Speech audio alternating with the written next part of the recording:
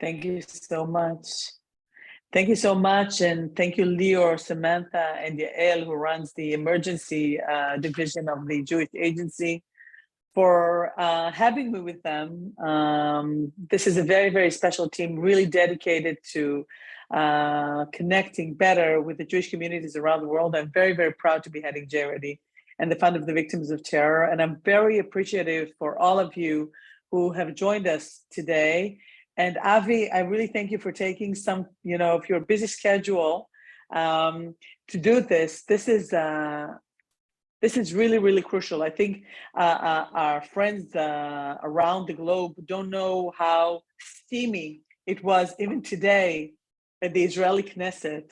And I think I would like to start off, if that's okay by you, with some words from you, especially following the Jerusalem Post conference in New York last week. What is your perspective of current current relation between Israel and the Jewish communities? And then we can go, go further deeper in. Please, Avi. Sure. Thank you, Ayelet. Thank you, Lior, and thank you to all of you. It's always a pleasure to be back with my Jewish Agency family. I was actually at the Jewish Agency building yesterday, and it felt like I had come home, and I feel like I've come home virtually. So thank you all for welcoming me back into the Chek HaMishpacha, into the family. I think the relationship between Israel and the Jewish world has undergone a remarkable transformation over the past 75 years. I think that in Israel's earlier years, and in the years actually leading up to its establishment, there's almost this sense of mutual paternalism, meaning Israel and the Jewish world kind of looked down upon one another. I remember reading an article sort of related to the subject that discussed how American Jews would view Israel during its earlier years as the place you sent your old clothes to, right? Because Israel was this struggling, newborn country that needed all the support it could get, financial aid and military support, diplomatic support, and that was the Jewish people's role, to sort of offer that support in whatever way that they could. But the paternalism sort of went in the other direction as well.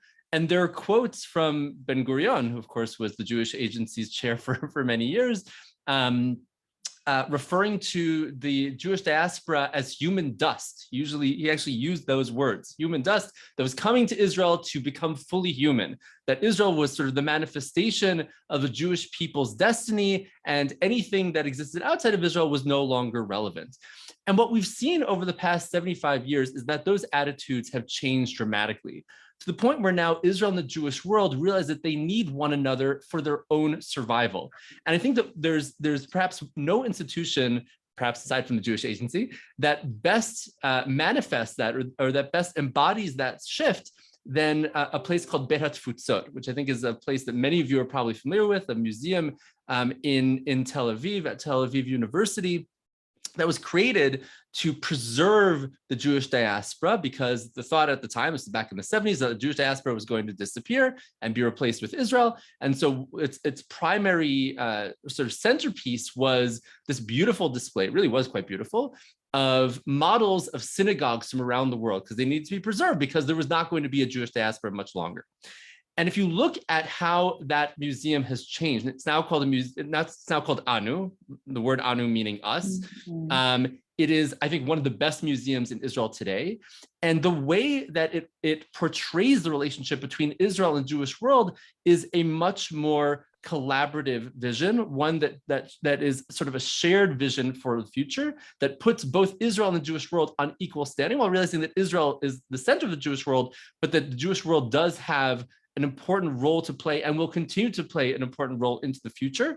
And it shares the diversity, the beauty of Jewish life around the world. And that, I think, is something that Israeli decision makers have really internalized over the past few years, over the past couple of decades. And that's very much reflected in the way Israel views the Jewish world, and also the way Jewish world views Israel today. So if it's okay by you, I'm going to take it from here and say what I agree with and what I would like to agree with in the future, because I think we're not there yet. Okay. From my perspective, as a member of Knesset, I invested a lot of time in the Jewish world. That's not always the typical agenda for a member of Knesset. For me, it was very, very important and very, very crucial to maintain the relationship. And I really invested a lot of time in that. I think one of the problems that we are facing currently is that, absurdly enough, once upon a time in the 1950s, 60s, probably also 70s and 80s to some extent, most Israelis knew that there was, if it wasn't Uncle Sam, it was anti-Sam or, something else. There were Jewish people around the world, and they, even if they didn't have family outside of Israel, virtually they had some kind of relationship with them. Nowadays, I think one of our greatest challenge, and that's why J-Ready is so important to me, and this is why I still invest with everything else that I do, why I invest a large portion of my day maintaining the relationship with the Jewish communities, is that in Israel, I think the understanding, and at the moment I'm not talking about politics, okay? I'm not taking it immediately instantaneously to the political side of it. I'm actually taking it to the more popular side of it. I'm not sure that Israelis understand enough what is the contribution, the day-to-day contribution and importance of Jewish communities around the world to the security of Israel, to Israel being able to grow. I'm the head of the Export Institute. I know what the Jewish, world has done for the high-tech industry in Israel, which is another aspect of it. And I find myself sometimes speaking to my children, explaining to them, here in Israel, we kind of take it for granted that we can be Jewish. It's our brothers and sisters around the world who have to choose on a daily basis, and every Shabbat, when they go to service, they choose to be Jewish and to preserve Jewish life. And in that respect, I think we kind of neglected the strategic importance of maintaining the relationship. And I totally agree with you. I think Jewish Agency is doing remarkable work. I actually spoke at AJC this morning. So this is another good example of an organization maintaining this relationship. Meeting fantastic, by the way. It was very, very young this time around. I don't know if you sensed it, but I was so happy to meet so many young people from around the world coming to the session that I took part in. And anyway, how do we, we have the diaspora ministry, which I think, by the way, should be perceived as strategic, but not necessarily taken as such. How do we actually have our own people here in Israel understand the importance of Jewish communities around the world? Look, I think it is, I don't disagree with you. I think that there's certainly work to be done. I think the paradigm shift, which has definitely taken place, has been perhaps incomplete, and there are gaps in knowledge. But I think that part of that goes to shifting the thinking from diaspora Jewry or world Jewry as simply a conduit for two things, aliyah and money, to an entity that actually has a lot to contribute, as you said, in a variety of different ways. I think one thing that Israelis can learn from diaspora Jewry and are learning from diaspora Jewry in to an increasing degree is about the diversity of Jewish life. I think much of what we see happening in Israeli society today when it comes to Hitchachut Yehudit or Jewish renewal, different forms of Jewish life are directly derived from what we see happening in Jewish communities around the world. And it's bringing, I think, a breath of fresh air to Judaism in Israel that we wouldn't have had if we didn't have that symbiotic relationship between Israel and the Jewish world. And that's just one area of many that I think Israelis can learn from the Jewish world. And I think that it has to come from many different directions. Yes, the government has a role to play. And I think the diaspora ministry is an important ministry, and it's one that should be robustly funded. I think we were at the Jerusalem Post and many others were very happy to see that the Diaspora Affairs Ministry had just announced a couple of weeks ago they were going to invest quite a lot of money in a new program to encourage day school education in the United States and Canada and North America, which is incredibly important. I wrote my column about it last Friday. The importance of day school education cannot be overstated, and that's definitely something that I think we should all encourage. But it can't only come from the government. This is something that civil society has to be involved in, something that the media has to be involved in. I think we are very proud to be one of the only newspapers in Israel today that has a full-time Jewish world reporter, Tzvika Klein, who's excellent. There aren't that many that do. But we think that that's important. We think that the relationship between Israel and the Jewish world is absolutely essential to Israel's strategic posture and, quite frankly, to the future of the Jews around the world. It is absolutely true that the Jews around the world and the state of Israel are fully dependent on one another for their own survival and for the survival of our people. And I think that's something that we need to be talking about every day. Absolutely. If we do go to the elephant in the room, and I think it's important to have a discourse, an open discourse with our family from afar, to speak about the elephant in the room, because we know they're very, very concerned. You are fully introduced to that, and so am I. And I wonder what you think their perspective, and again, when I say their perspective, and of course you are a part of this discussion,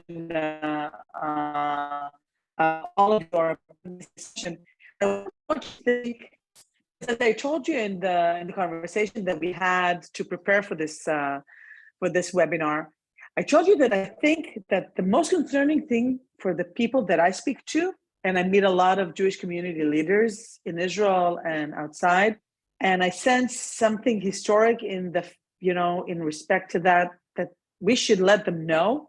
And I don't even really know what your political standings are. I mean, everybody knows I was a member of parliament on behalf of the Zionist Union. Again, it doesn't, by the way, it doesn't go to say exactly what I think about the situation now. I was always with my own opinions, as you well know. And they weren't always in sync with everything that everybody expected from a Labour Party member of Knesset. But I think that the most concerning thing for them is to know that Israel will come out of this tunnel at one point, and then we're going to come out stronger. This is what I tell people on a daily basis. I think we still, we see even today, again, we had an example, we were going through a major crisis, or I mean, it's a crisis that goes from day to day. It's just, the participants are different, but it's still there. But my sentiment is that they're really scared that Israel won't be there for them or for us or for anyone. And I think that's one of the things that this webinar is important in respect to that we can reassure them that we will come out stronger out of this. And again, since you have the Jerusalem Post conference last week in New York, I wonder, what is your sentiment about it? I think it was Mark Twain who said, reports of my death have been greatly exaggerated. So I think reports of the death of Israeli democracy have been greatly exaggerated, and reports of the death of the state of Israel, of Israeli society, have been greatly exaggerated. Look, this is a fraught debate within the state of Israel. That cannot be denied. It brought us to the brink right before Pesach of total collapse, right? The economy came to a standstill. People were taking to the streets. It looked like we were in a very dangerous place when it came to Israeli society. Things have since subsided somewhat. As you said, today is a fateful day with regard to some of the legislation that's being considered in the Knesset and some of the decisions that need to be made. Israel will be okay in the end of it. And I think that you're right in saying that Israel may actually emerge from this stronger. And I think that one of the things that has been so inspiring to me about the recent period, alongside the concern and the fears that many of us have for the cohesion of Israeli society and of Israel's social fabric, is the sense that actually this is breathing life into the Israeli body politic in ways that I think other events in Israel's recent past really have not. And I think one way that's manifested has been in seeing how many people have been taking the streets in favor and against the judicial reform, two very different visions for Israel's future, but fighting for that future and saying we have to build a place that we want to feel comfortable in, where our rights are secured, where our democracy is robust, where our children can grow up and have their own families and feel that their rights are secured and their democracy is robust. And it was my predecessor, we were discussing this in referencing our previous call. My predecessor, Yaakov Katz, who was the editor of the Jerusalem Post until a couple months ago, I believe in his final column, wrote about how he was talking to a friend, and the friend reflected on how, in his view, the protests represented the end, the death really, of post-Zionism. The post-Zionism is no longer a thing. Because if we thought that here folks who live in Tel Aviv are completely disconnected from what happens in Israel. They're just looking to take out European passports and move to Berlin. In fact, what we saw is that now for more than 20 weeks running, people in Tel Aviv and in cities around the country are pouring into the streets, waving Israeli flags and saying, we need to have a better future here. And that, I think, is tremendously inspiring. It is a sign of the robustness and the strength of Israeli democracy. And I am confident that not only will we emerge from this, but I think you're right, we will emerge from this stronger. And I also think, I started fasting in Tisha B'Av 3 years ago. And this is, not a regular thing for a secular, a secular personality. It wasn't obvious. I called my good friend Shuli Mualem she's Likud nowadays, and I called her the day before, and I asked her, how do you fast on Tisha B'Av? And Tisha B'Av is the ruin of the second house, as you probably all know. And the reason that I decided to start fasting, and I've been fasting since then in Tisha B'Av, is because I wanted to communicate with people with whom I have, political disagreement or political differences. I wanted to communicate with them in a Jewish language. And fasts are sometimes, the Jewish language. One of the things that I find, by the way, that we do in J-Ready is that we create common grounds for people to be able to share things that are of interest to them. And it was important to me to start speaking in a language that, again, people with whom I have differences, they're not used to hearing that from someone like me, okay? Like, from the Zionist Union or from the Labor Party, they weren't used to hear that. And I think it was that exact point in 2020 that I started fasting in Tisha B'Av, because I understood that there was something going in the streets, that people have stopped listening to each other. And one of the wonderful things that we see, and I don't know if you guys are exposed to that at all, wherever you are around the world, is that when the protesters against the Jewish reform went to Bnei Brak, which is a very ultra-Orthodox city, they went to Bnei Brak to protest. And what the Bnei Brak's done, what they have done when they came, was take out chunt and take out kugel and take out all this fascinating, all this wonderful traditional Jewish food, and give it to them, and give them water and ask them what they wanted to drink, and started conversing with them. I think this is the one thing that is so missing in the Israeli society, is like a normal discussion with people who don't agree with each other. And I want you to know that with everything that you're exposed to in your relevant countries and in the media, you should know that these things also exist. Parallel to all the protests outside of Israel, you have hundreds, maybe thousands of people gathering in their houses. I actually hosted one of those events myself with Bat Galim Shair, who is an amazing woman, unfortunately lost her son Gilad in 2014.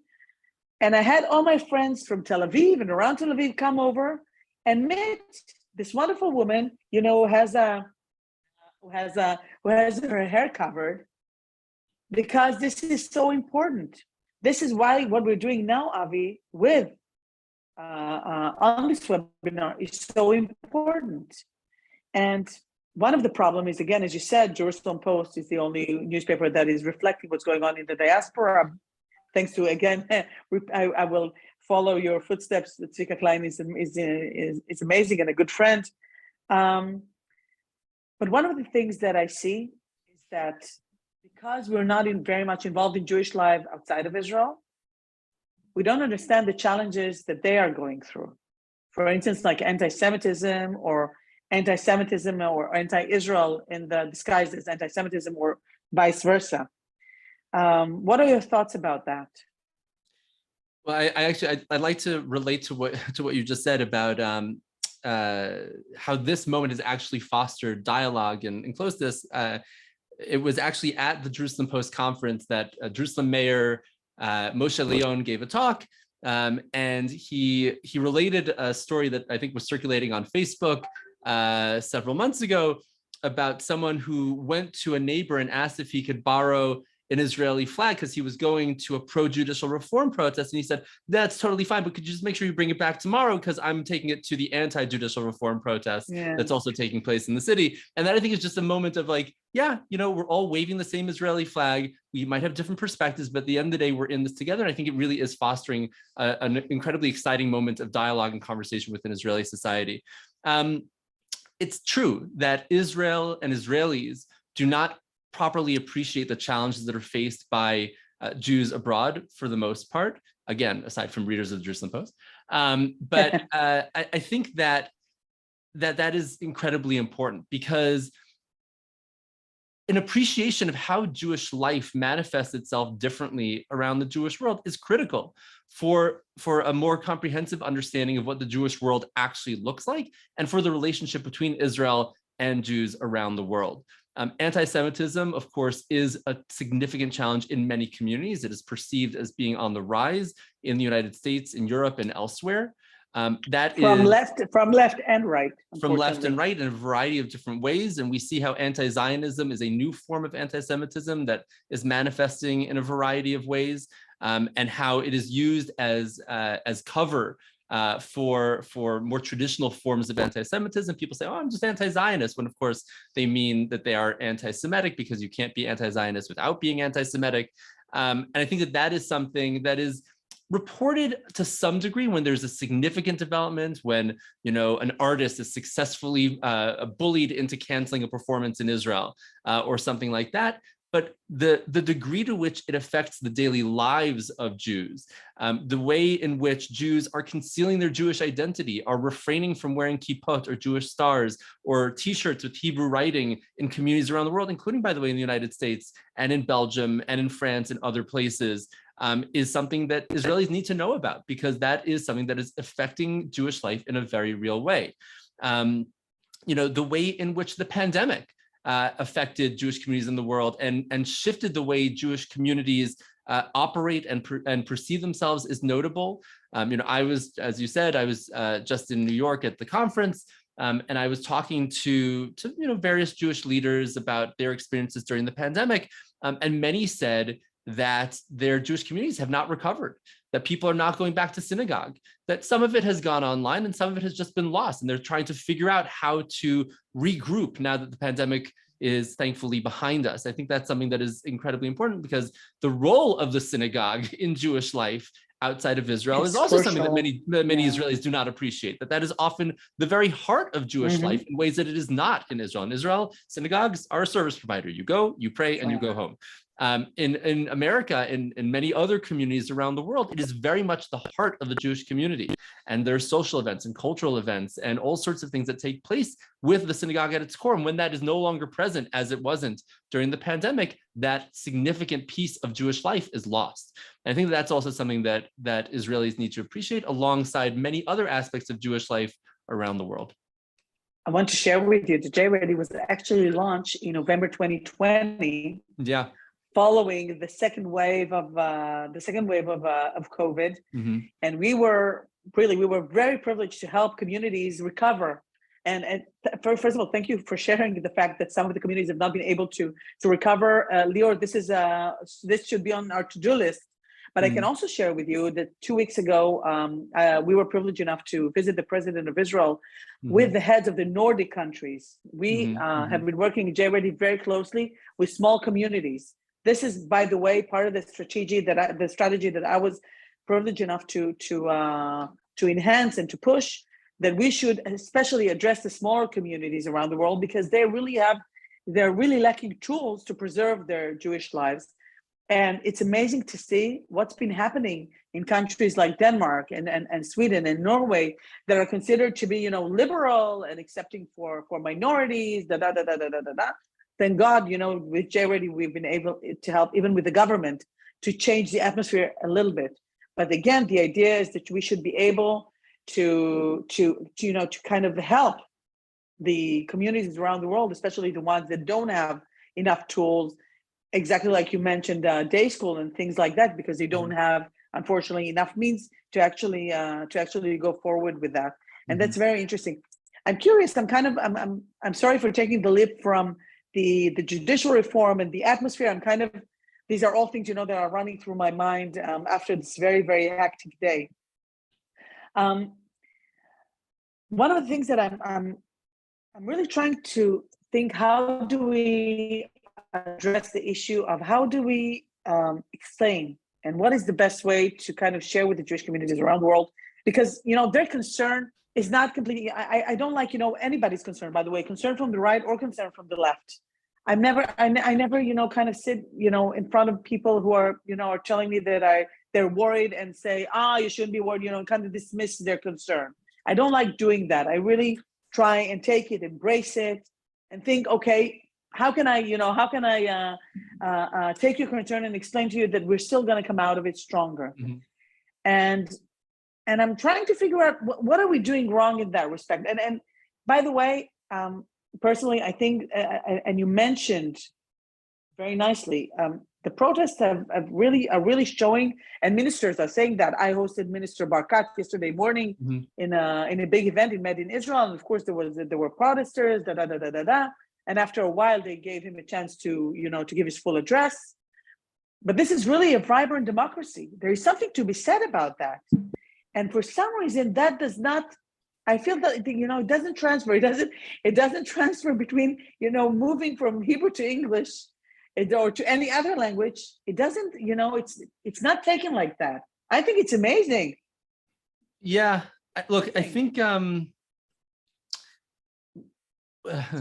we sometimes forget that what happens in Israel and what is said in Israel does not stay in Israel. And a lot of the inflated rhetoric that we've been hearing, which is, legitimate rhetoric, and this is a political debate, and both sides are very, firm and strong in their positions, passionate perhaps, have been engaging in rhetoric that speaks of the enormity of this moment and the wide-ranging ramifications for Israeli democracy and the future of Israel. People are hearing that around the world as well. And while we in Israel may understand that is a part of the political debate, and it is a part of the rhetoric that is used to mobilize both sides, bring people into the streets, serve as negotiating tactics down the line, for many Jews, that is being perceived as a very real threat to Israeli democracy on either side, right? If you keep the situation, it's the end of Israeli democracy. If you change the situation, it's the end of Israeli democracy. We know that that's not true. It's not going to be the end of Israeli democracy. It may entail a change. We may have to make certain adjustments. If it passes, just available, if it passes as it was planned, or understand that it's not going to pass as it was planned. It's not going to pass. So I will, without disclosing who I'm talking to. I'm talking to everyone across the political spectrum in Israel, including the most senior leaders of this country.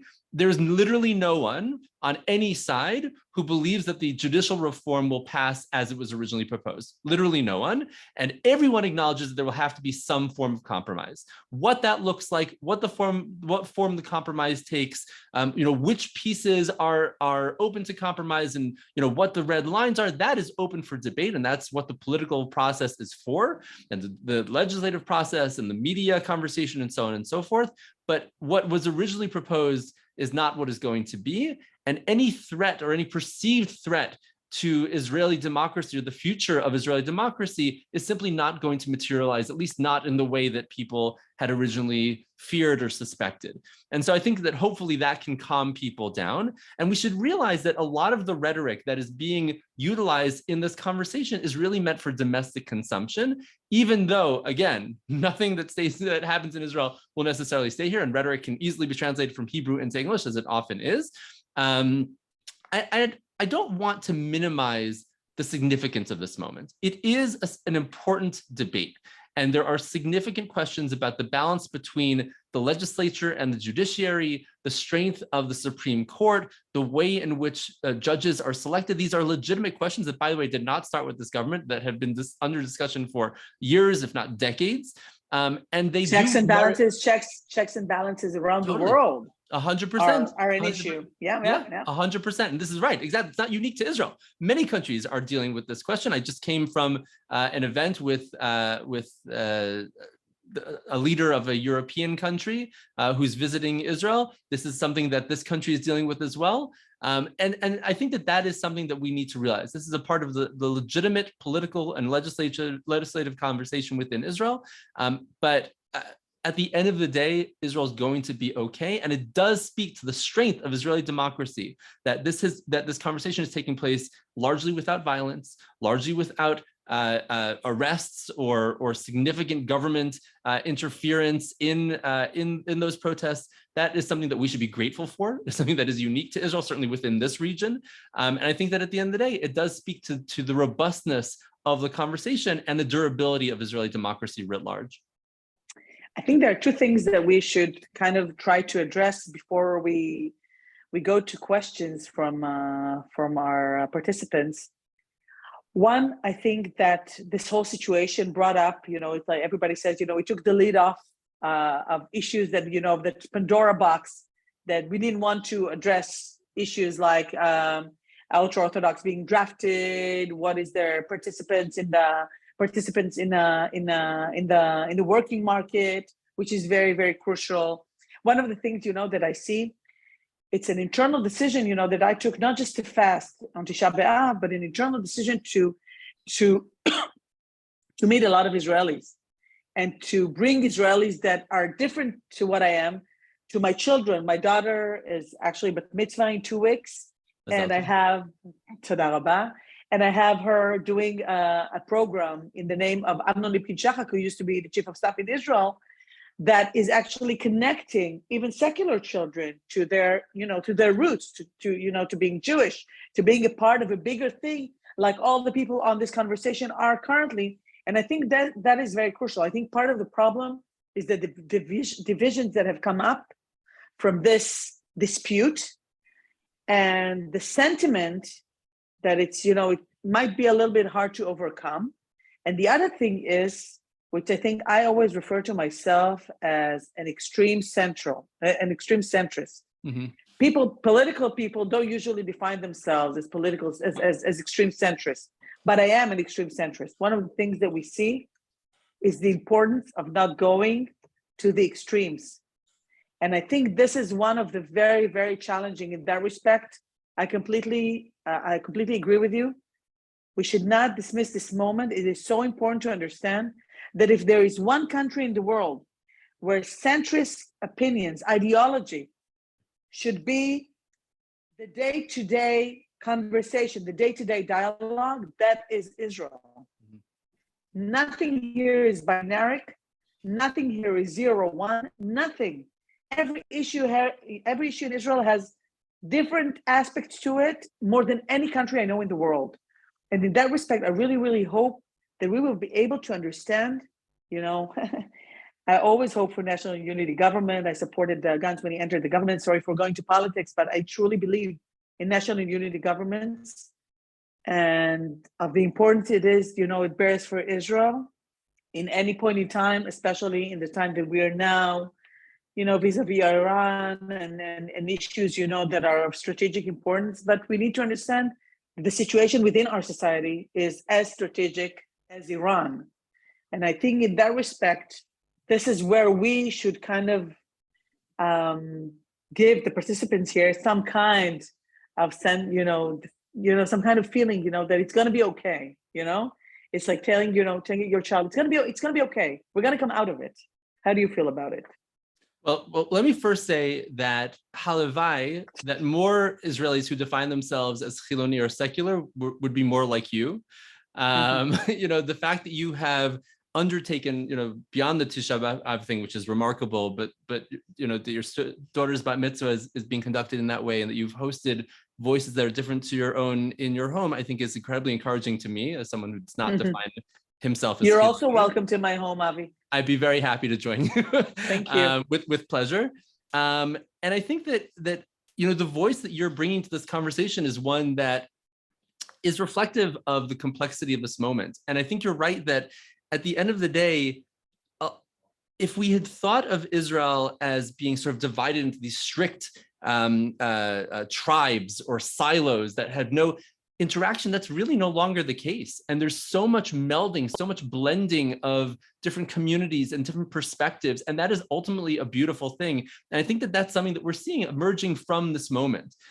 It's true that this moment has raised, I think, latent grievances that we had thought that we could perhaps avoid, not only regarding the Haredim and their place within society and whether they should participate more actively in the workforce or in the military or other things, but a sense of grievance felt by the right. I think that's one of the motivating factors. What I've heard from many on the right is that this goes back to the disengagement, where they felt that the Supreme Court was insufficiently protective of their rights. And so this is their opportunity to show the Supreme Court who's who and what's what, and to undermine its authority. That's a very deep sense of disenfranchisement that's been going on for well over a decade now, almost 2 decades at this point. One of the conversations that I've heard emerging from this is a sense of disenfranchisement by Mizrahi Israelis, who feel that for many, many years, the court has been dominated by an Ashkenazi secular elite, and that they have been neglected, and the court was not sufficiently reflective of them, of their community, which, by the way, is not inaccurate. If you look at who has served in the Supreme Court, it has been mostly dominated by an Ashkenazi secular elite for many, many years, and that I think also is something that perhaps should change. But these are all healthy conversations. At the end of the day, if we want to build a common future, this is the moment to raise up these questions and deal with them in a significant and substantive way. And I'm very hopeful that that is actually what will emerge from this moment. And at the end of the day, we will emerge from this much stronger and much more cohesive as a society. I want to move to questions, but I just want to wrap up what you said. And by the way, factually wise, I think I agree with a lot of the things that you said. By the way, I refer to the disengagement in the rhetoric of those who were disengaged from Gaza.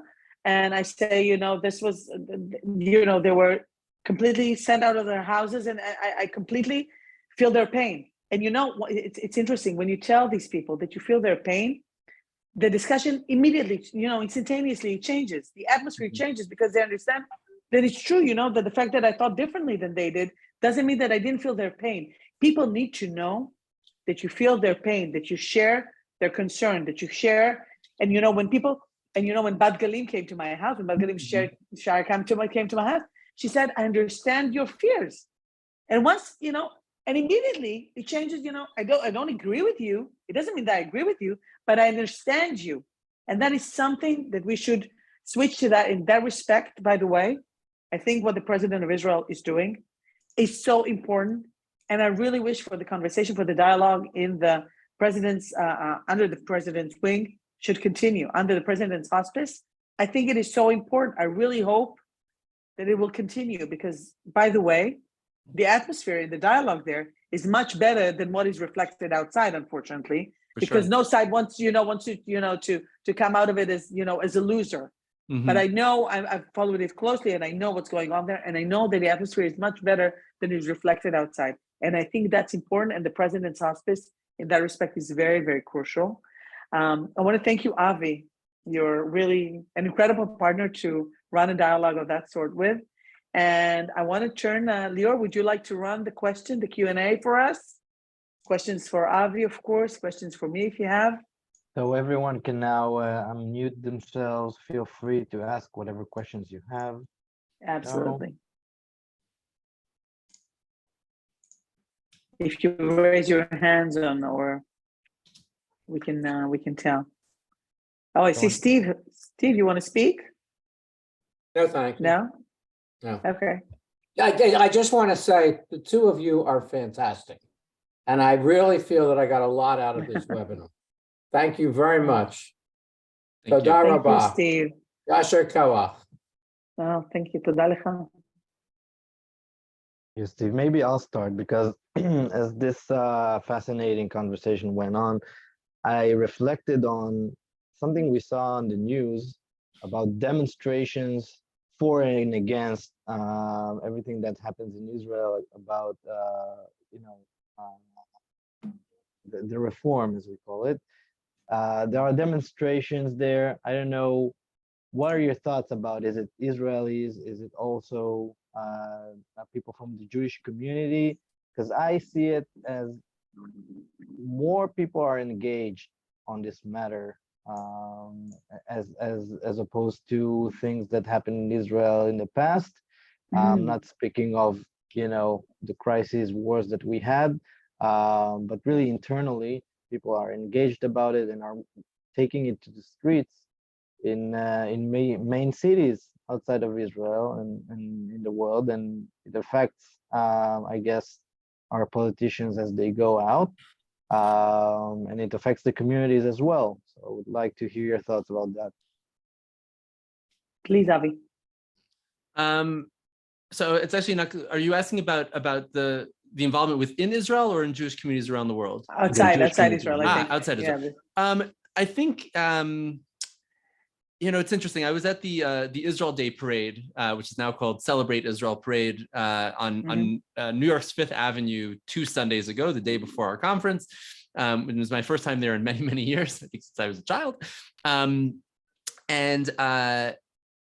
As is the case in most years, and I actually wrote my column about this last week, most of the participants were school children from Jewish day schools across the New York, New Jersey area. And the largest contingent of adults, basically, who were marching was the contingent represented by Amenu, which is a Zionist left contingent within the United States. And they were chanting Demokratia. It was very reminiscent of the street protests that we've been seeing in Tel Aviv and elsewhere. And I was trying to discern who these people were. Were they mostly American Jews? Were they mostly Israelis? It was a combination of the two. We have seen that for the most part, in most communities, the protests that, for example, Israeli ministers have encountered when they've tried to speak in Jewish communities, and conversations that are taking place about this subject in those places have been largely led by Israelis residing outside of Israel. They've been the ones sort of driving the conversation, driving the protests. We even saw that outside of our conference in New York. We did host several Israeli government ministers, as we did Benny Gantz, the leader of the National Unity Party, and Ehud Olmert, the former prime minister. We tried to have a robust conversation, but because we had ministers of the government there was a protest that took place outside, and it was mostly made up of Israelis who are residing in New York. They're definitely, I think, the driving force behind a lot of the protests that are taking place, but it is certainly true that many American and other diaspora Jews are also engaged in that conversation out of a sense of concern and fear for the future of Israel, which I think is certainly something that is legitimate. And I think at the end of the day should be encouraged. We should encourage conversation. We should encourage debate about what's going on. And the engagement is interesting. I mean, for sure. As Lior mentioned, we deal a lot. Obviously, I'm the chairperson of the Fund of the Victims of Terror. And by the way, thank you to all of you. I mean, from the federations of Chicago and Miami and LA who've been supporting us for so many years. And it's amazing. It's really incredible to see that involvement on the one side, but rarely have I seen such an engagement, such an active engagement as we see in this issue of judicial reform. And that's very, very interesting. Totally. I mean, again, I feel like you in that respect, that it's fantastic to see that they're still, engaged in what's going on in Israel, and that, it's important to them. So, but I really hope, again, we're going to come out of it. I'm telling you, we're going to come out of it. Sometimes I'm also convincing myself, by the way, that way, when I'm telling you that, I have to encourage myself. Yeah, it's actually, in that respect, I'm processing what you're saying. It is actually an interesting moment in that respect, because, I think the question of Israelis who live outside of Israel has been a nut that many have tried to crack and have not really done so successfully, because it's not clear how to think of them. Are they fully a part of Jewish communities in the place they live, or are they not? Are they their own distinct community? There are now organizations like the Israeli American Council that specifically cater to Israelis living in the United States. There are estimates that up to 1 million Israelis live outside of it, or are present outside of Israel at any given moment. It's a tremendous number. We don't actually know what the numbers are, but we think it's a lot of people. And so the fact that so many of them are engaged in this and are feeling the sense of a stake in what's going on in Israel is, I think, extremely encouraging. And it shows that they're not disconnected. They do want that connection. They do want, as you said, that engagement with what's happening in Israel. And I think that's certainly something to be welcomed. Wonderful. Other questions? Oh, Avi, we were very clear in what we said. Oh, Go ahead, Esther. Esther? Oh, Esther. Esther. Hi. Hi, Esther. Hi. Thank you very much, Ayelet and Avi. It's interesting and it's encouraging to hear a little more positive and optimistic approach about what we are going through. I've been in the Jerusalem Post conferences a few times when I represented WZO in North America, and I know at least the United States pretty well. I think we have to take, and I would like to hear your comments on this, Avi, because there's a big difference between the liberal approach of American Jews and the Israeli authoritarian approach.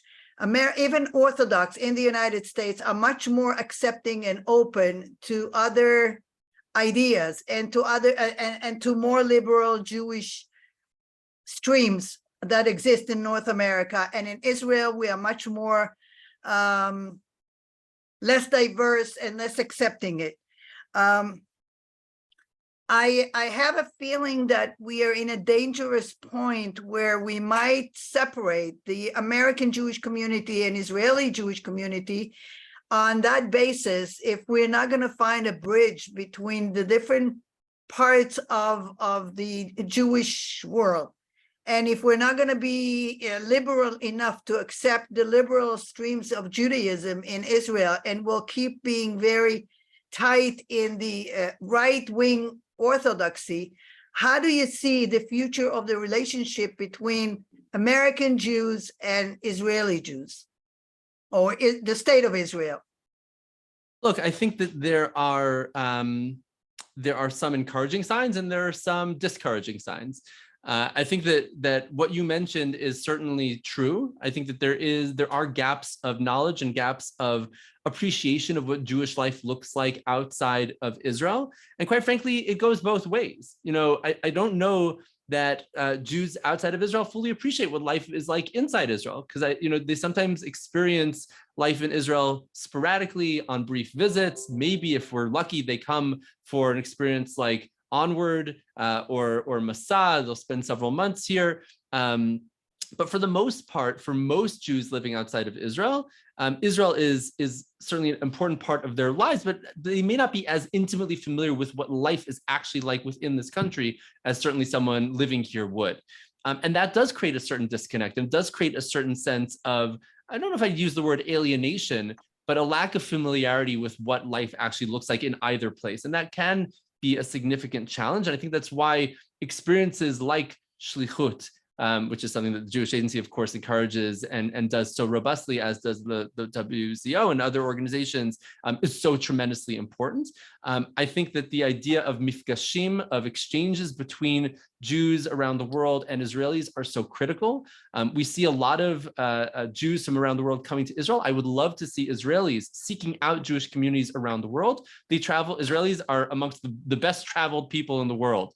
Do they actively seek out Jewish communities when they travel? Do they actively seek out Jewish experiences when they travel? Only Chabad. Yeah, only Chabad. Chabad is important, and Chabad is tremendously important. It's a wonderful partner to. But it's a different thing. Yeah, it's not always right. It's not enough. Sorry, yes, sorry. What I mean is not only between the individuals. I really appreciate all these programs, and they're wonderful and they're eye-opening. But if we talk about the leadership of the American Jewish community and the leadership of the state of Israel, that's where we have conflicts.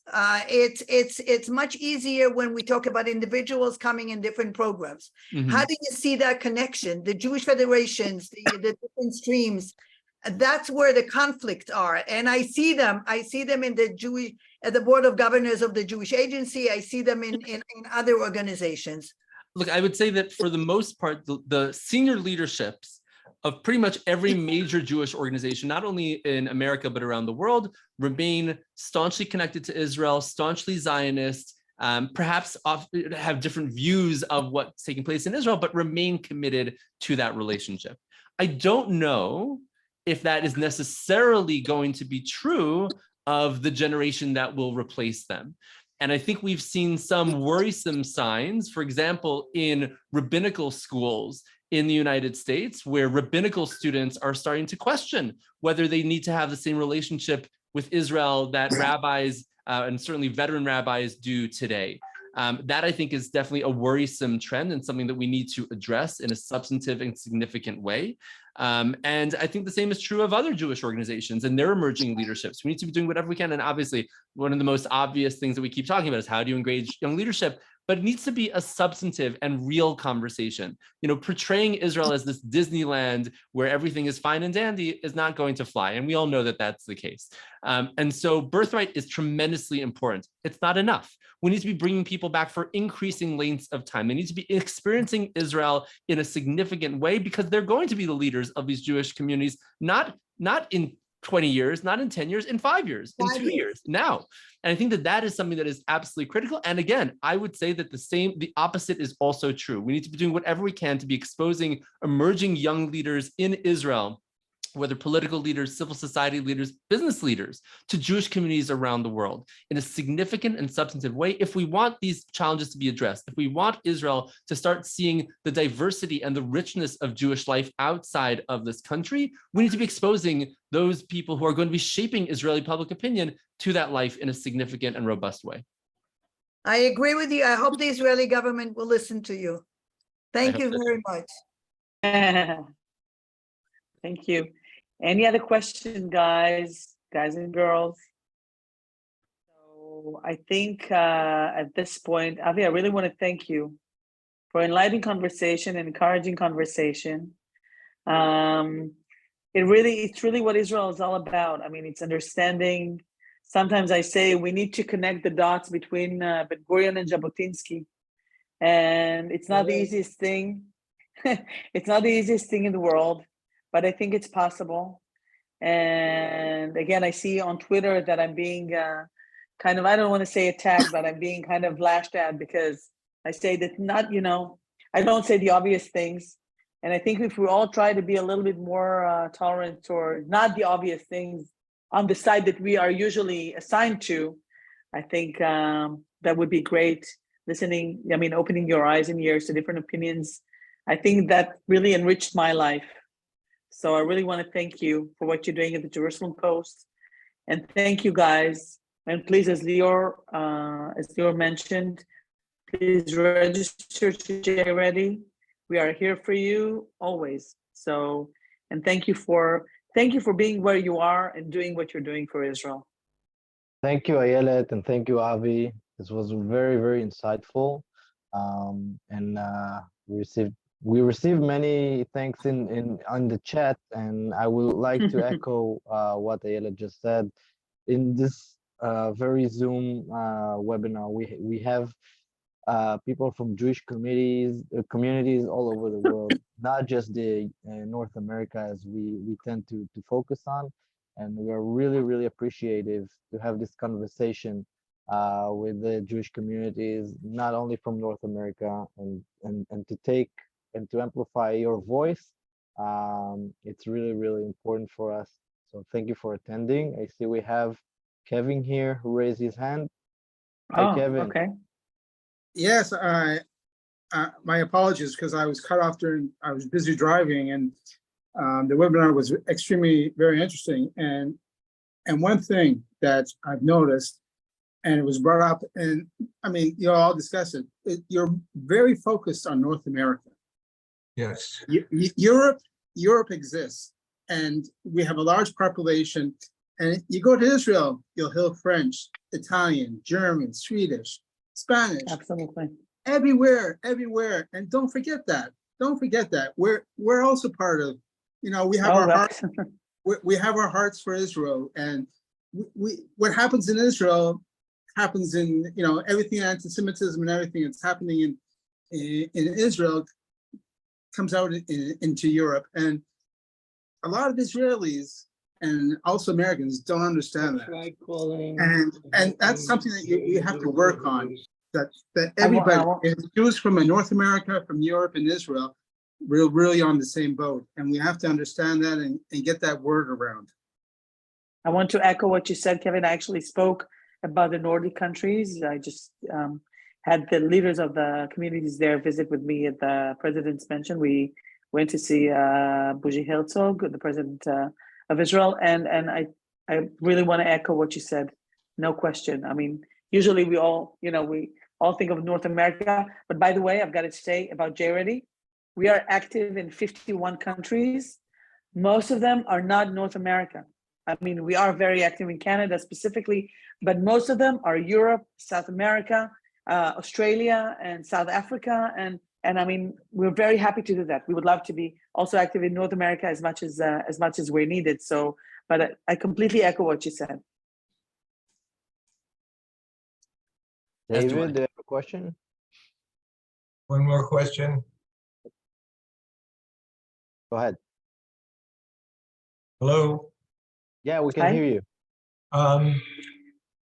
It's interesting that so many of the young leadership of Israel are visiting the Abrahamic countries. Are we doing anything to, besides letting Chabad do something in these countries to engage such a vast population of Israeli visitors to all these Abrahamic and then Morocco definitely for these countries? Morocco, you mean Morocco, the Emirates, etc., Bahrain? Yeah. I actually, the panel that I took part in today in the AJC was dealing with women leading the Abraham Accords, which is what I do as the head of the Export Institute. And I feel very privileged to be a part of it. I think this is something that we're still, we still have our, our fingers in still have our toes in the water. And I think it's starting. There's something happening there. But it still remains to be seen, how it's going to evolve. I don't know if Avi has his point of view. I know that, the Jerusalem Post is very active in the Abraham Accord countries. We're actually speaking today to Inbar about, I sent her to my CEO in regards to the COP. So Great. So you're very active in the Abraham Accord countries. Yeah, I mean, look, I visited Morocco before the Abraham Accords, and I visited UAE several times since the Abraham Accords. The dynamics are very different. Morocco has had a Jewish community for hundreds, if not thousands, of years. The UAE and by the way, Bahrain also has had a Jewish community for well over 100 years. The UAE Jewish community is largely composed of business people, many of them Israeli, but also from other places who are in the UAE largely for business purposes, for work. And of course, their ranks are swelled by Israelis who are now coming through in increasing numbers, also for business reasons, but for tourism and other purposes. It's an interesting question about how we engage those communities. I think actually, considering their size, and they're not huge communities today, the ones that actually are permanently located in the UAE and Bahrain, considering the size, they're actually fairly well engaged. I know that there was an effort not long ago for the Jewish Agency to sort of map out what services might be needed by those communities and how to best serve them. Chabad is playing an extremely important role. Rabbi Levi Duchman, who's in the UAE, is doing remarkable work in making Jewish services and Jewish life available to those Jews who do live there. But I think that given their size, I think actually they're fairly well served at the moment. So with an optimistic view of the relationship with the Abraham Accord countries, I think we can definitely wrap up tonight. And hopefully, to be continued. Awesome. Thank you all very, very much. Absolutely. Thank you to J-Ready. Thank you to the Jewish Absolutely. Agency. And thank you to all of you for what you do every day. And thank you, Ayelet, for being such a wonderful conversationalist. I really enjoyed this. Thank you very much. So Thank did you, I. everyone. Okay. Laila Tov. Bye, guys. Take good care. Bye-bye. Bye-bye. Laila Tov.